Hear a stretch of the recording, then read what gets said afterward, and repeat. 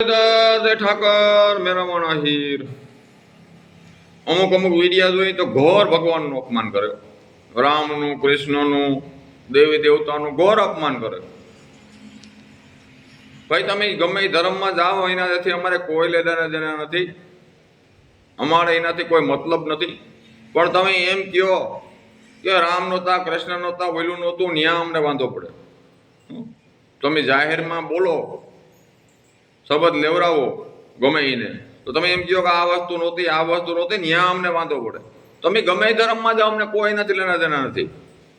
તમે 5 જણા વયા જાઓ, તમારે કોઈ લેના દેના નથી એનાથી. તમે જાઓ તો અમને કઈ ફેર પડવાનો નથી, સમજાઈ ગયું? પણ સનાતન ધર્મ છે ને એક થળ છે, થળ કે ને થળ, એ થળ છે. ત્યાંથી ડાયરું નોખ્યું પીડ્યું બધું.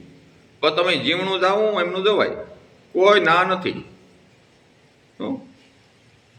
એટલે માપમાં ને મર્યાદામાં રહેવાનું. નકર કોઈ અમારે કૃષ્ણ ભગવાન કે રામને કોઈ પણ અપમાન કરીએ નહીં ને મા બેન અમે ગેર ઉજાડીએ એને કાયદેસર કાર્યવાહી કરવામાં આવશે.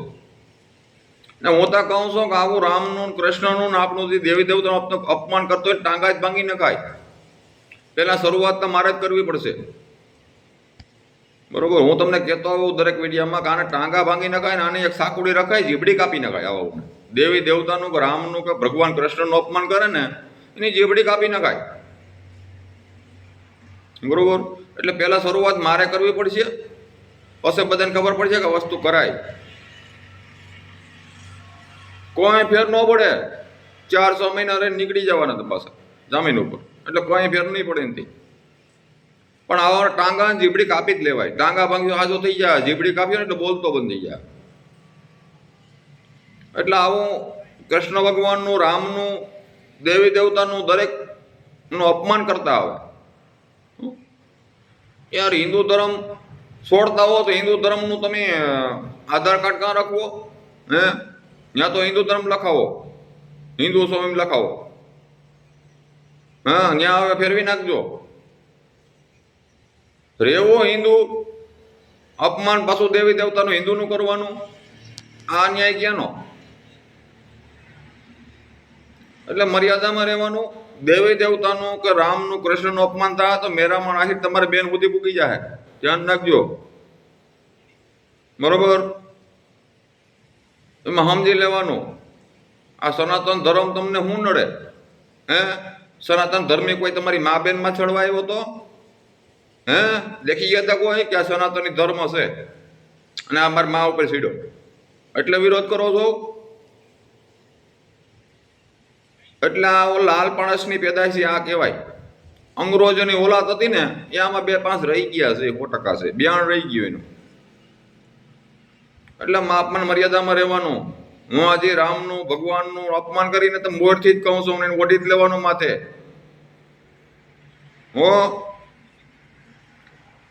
તમારો ધર્મ જે હોય મને ખબર નથી, તમારે જે માનતા હોય મને ખબર નથી, પણ અમારા ધર્મનું તમે અપમાન ન કરો. અમે તમારા ધર્મનું કંઈ બોલી છે. એટલે માપમાન મર્યાદામાં રહેવાનું. મા બેન અમે આવીએ નામ લઈને આવશે, સાંભળવાની તૈયારી રાખવાની. આપણે કોઈ ધર્મનું અપમાન નથી કરતા, જીજીને માનવું હોય.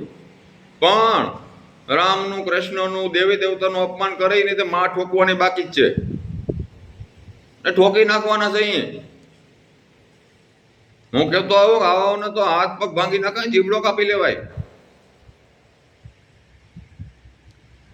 સવારમાં ઉઠીને દેવી દેવતાનું અપમાન કરવું, સનાતન ધર્મનું અપમાન કરવું. તમારી માએ ક્યાંથી લીધા ની ખબર નથી પડતી. અંગ્રેજીનો ઓલાદ છો તમે. તમારી માએ ક્યાંથી લીધા ને એને પૂછો પહેલા ક્યાંથી લીધા મને, પછી બીજાના ધર્મનું હાણી કરવા આવજો. પડી સમજાણ?